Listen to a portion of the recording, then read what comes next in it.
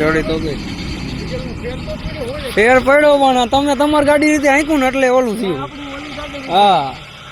હીરામાં એની રીતે આંક્યું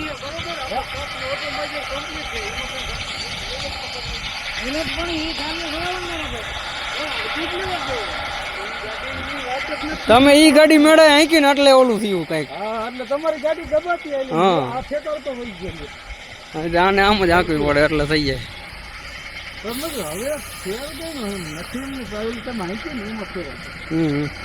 એને એ આંકવું એટલે એ પ્રમાણે એ થઈ ગયું રેડી